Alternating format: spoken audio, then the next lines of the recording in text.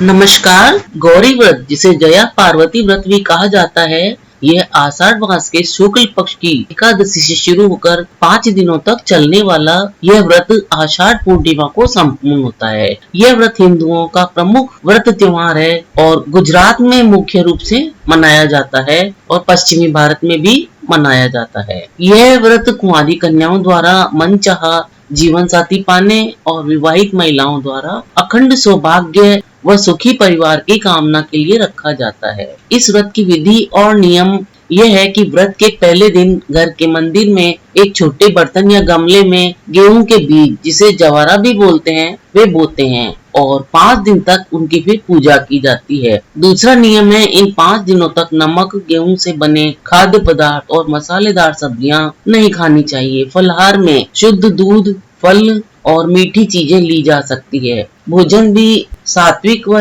एक समय ही करना चाहिए। इसके बाद 5वें दिन लगातार जागकर भजन कीर्तन किए जाते हैं, जिससे जया पार्वती व गौरी जागरण कहते हैं। छठे दिन पूजे गए जवारे और मूर्ति को नदी या तालाब में प्रभावित किया जाता है। इसके बाद सात्विक भोजन करके व्रत खोला जाता है। गौरी व्रत कथा। पौराणिक कथा के अनुसार प्राचीन काल में धर्मपाल नाम का एक ब्राह्मण था। उसकी पत्नी का नाम था सुशीला और वे एक समृद्ध नगर में रहते थे। उनके पास धन दौलत की कोई कमी नहीं थी, लेकिन उनकी कोई संतान नहीं थी, जिसके कारण वे हमेशा दुखी रहते थे।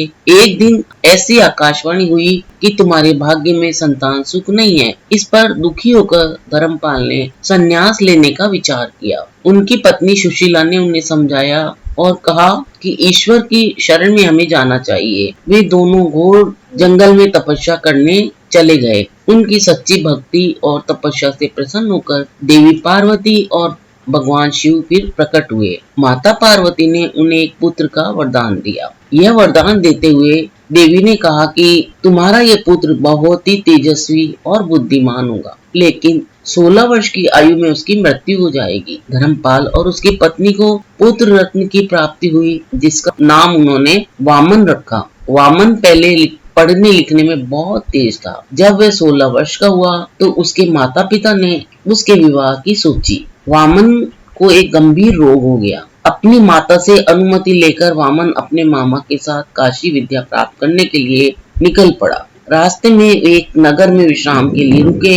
उस नगर के राजा की एक पुत्री थी जो बहुत ही सुंदर और सुशील थी। राजकुमारी ने उसी दिन गौरी व्रत का संकल्प लिया था। राजकुमारी ने रात भर जागकर माता गौरी की पूजा अर्चना की। अगले दिन सुबह राजकुमारी ने जवारे विसर्जित करने के बाद माता पार्वती और भगवान शिव से प्रार्थना की और कहा, हे माता, हे भोलेनाथ, मैंने जो गौरी व्रत किया है उसके पुण्य से इस व्रत के दौरान मुझे जो भी व्यक्ति सबसे पहले दिखे, मैं उसी के साथ अपना विवाह करूंगी। जब राजकुमारी जवारे विसर्जित करने जा रही थी, मार्ग में वामन भी बैठा हुआ था। राजकुमारी की दृष्टि वामन पर पड़ी और उसने अपने पति के रूप में उसको स्वीकार कर लिया। जब राजकुमारी के पिता को यह बात पता चली तो उन्होंने अपनी पुत्री को समझाने का बहुत प्रयास किया, लेकिन राजकुमारी अपने व्रत और संकल्प पर अड़िग रही। अंततः राजा ने वामन और राजकुमारी का विवाह करवा दिया। विवाह के पश्चात जब वामन की आयु 16 वर्ष पूरी होने वाली थी तो यमराज उसके प्राण लेने के लिए उस कक्ष में आए जहाँ वह सो रहा था। उसी समय राजकुमारी जाग रही थी और वह पूरे मन से गौरी मंगला की पूजा और अनुष्ठान कर रही थी। जब यमराज ने राजकुमारी को इतनी श्रद्धा और भक्ति के साथ पूजा करते देखा तो वे अत्यंत प्रसन्न हुए और उन्होंने वामन को जीवन दान दे दिया। इस प्रकार गौरी व्रत के प्रभाव से वामन की अकाल मृत्यु टल गई और दंपति को एक सुखी और लंबा वैवाहिक जीवन प्राप्त हुआ। तो इस व्रत को बहुत ही पुण्यदायी और लाभ देने वाला, सुख समृद्धि देने वाला व्रत माना गया है। तो आपको इस गौरी व्रत की जानकारी कैसी लगी? अगर अच्छी लगी हो तो मेरे इस वीडियो को लाइक, शेयर और सब्सक्राइब करके उत्साह बढ़ाएं। अपना कीमती समय देकर वीडियो देखने के लिए आपको बहुत बहुत धन्यवाद।